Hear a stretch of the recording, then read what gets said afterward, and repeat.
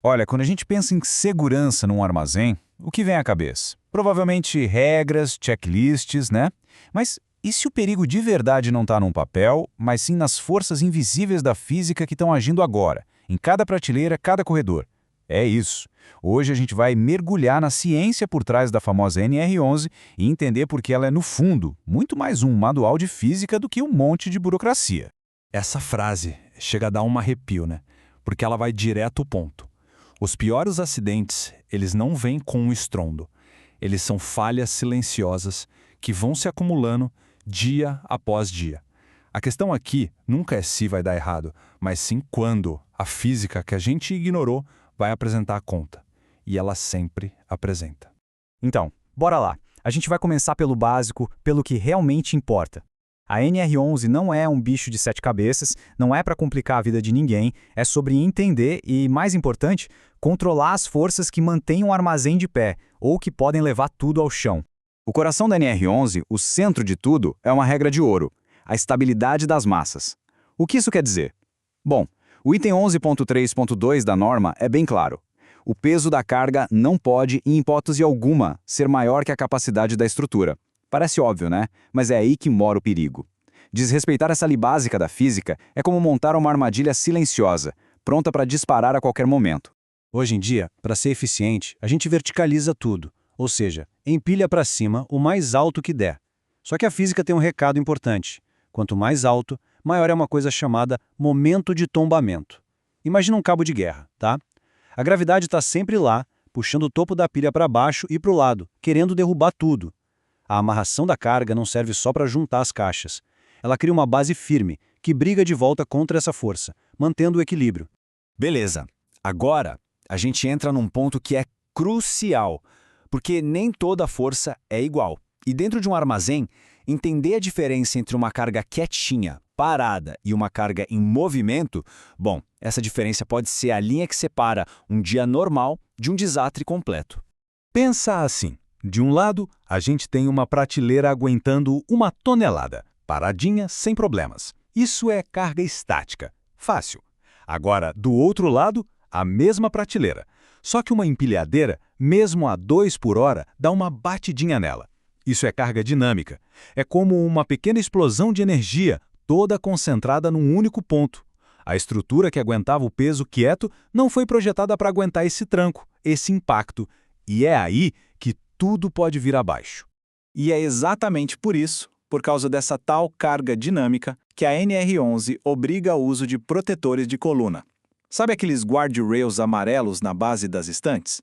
Eles não estão ali de enfeite, não. Eles são a linha de defesa. Foram feitos para se sacrificar, para amassar e absorver a energia do impacto, salvando a coluna e, com ela, a estrutura inteira. Ok, a gente já entendeu as grandes forças em jogo. Mas a verdade é que, muitas vezes, o desastre não começa com um grande evento. Ele começa com pequenas rachaduras, com detalhes do dia a dia que a gente mal percebe, mas que estão ali, preparando o caminho para o colapso. Dá uma olhada nesses exemplos. Um pallet quebrado. Ah, não é só um pedaço de madeira. Ele faz com que todo o peso se concentre num ponto só, forçando a estrutura e, com o tempo, criando microfissuras. E aquela carga que alguém deixou só por um minutinho no corredor. Numa emergência, isso vira uma armadilha mortal. Cada coisinha dessas que parece inofensiva é uma peça de dominó, só esperando a primeira ser empurrada. E isso, pessoal, não é papo teórico não. Vamos ver agora um caso que aconteceu de verdade. Uma história real que mostra exatamente como todos esses fatores, os grandes e os pequenos, se juntam para criar uma tragédia anunciada. A sequência de eventos é assustadoramente simples. Primeiro, uma batidinha de leve de uma empilhadeira. Tão leve que entortou a coluna em só 3 centímetros. Quase nada. Aí vem a decisão. Não dá para parar a produção agora para esvaziar a prateleira. E depois, silêncio. Por 2 horas. Foi o tempo que a estrutura, já fragilizada, levou para ceder sobre o peso de 40 toneladas. E o mais irônico e trágico, o próprio sistema de travamento que era para dar segurança foi o que transmitiu a onda de choque, derrubando 6 fileiras numa reação em cadeia. Um efeito dominó catastrófico. E a conta dessa decisão? Bom, a perícia depois do acidente chegou num número que choca. O prejuízo total foi 1000 vezes maior. 1000 vezes, do que teria custado simplesmente parar a operação por um tempo e esvaziar aquela prateleira. Uma decisão para economizar minutos que acabou custando uma fortuna e que, pior, colocou vidas em risco. Certo.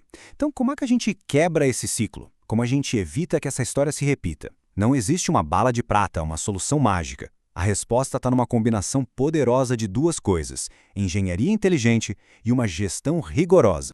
Pensa que são duas frentes de batalha. De um lado, a engenharia.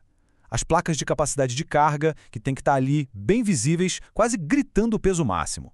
As checagens para ver se as estruturas estão retinhas, no prumo, e os pinos de segurança nas vigas, que são a última linha de defesa. Do outro lado, a gestão, o fator humano. Regras básicas, tipo o mais pesado vai sempre embaixo.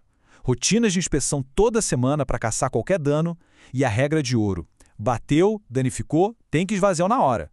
Não adianta nada ter a melhor estrutura do mundo se as pessoas não forem treinadas para cuidar dela. E esse protocolo de resposta a um impacto, ele é a resposta direta àquele desastre que a gente viu. E tem que ser automático, é quase um reflexo. Bateu, passo 1, para tudo na área. Passo 2, descarrega a prateleira inteira, na hora. Passo 3, inspeciona tudo antes de pensar em carregar de novo. São 3 passos simples, mas que não são negociáveis. Eles são a diferença entre um susto e uma catástrofe. E mais, todo mundo, do operador ao gerente, tem que ter autonomia para dar o alarme e iniciar esse processo. No final das contas, o recado principal é este. Cada pino de segurança, cada inspeção, cada protocolo, nada disso é burocracia. É física aplicada na veia. São as ferramentas que a gente desenvolveu para controlar as forças imensas que estão ali, agindo em silêncio no armazém. E ignorar essas ferramentas? Bom, é a mesma coisa que tentar ignorar a lei da gravidade. Você pode até tentar, mas o resultado a gente já sabe qual vai ser. Então, para fechar, fica uma reflexão. No dia a dia de um armazém, quando aparece aquela tentação de pegar um atalho, de falar, é só por um minutinho, é bom lembrar da física. E vale a pena se perguntar, qual é o custo real que pode estar escondido por trás desse minutinho de conveniência?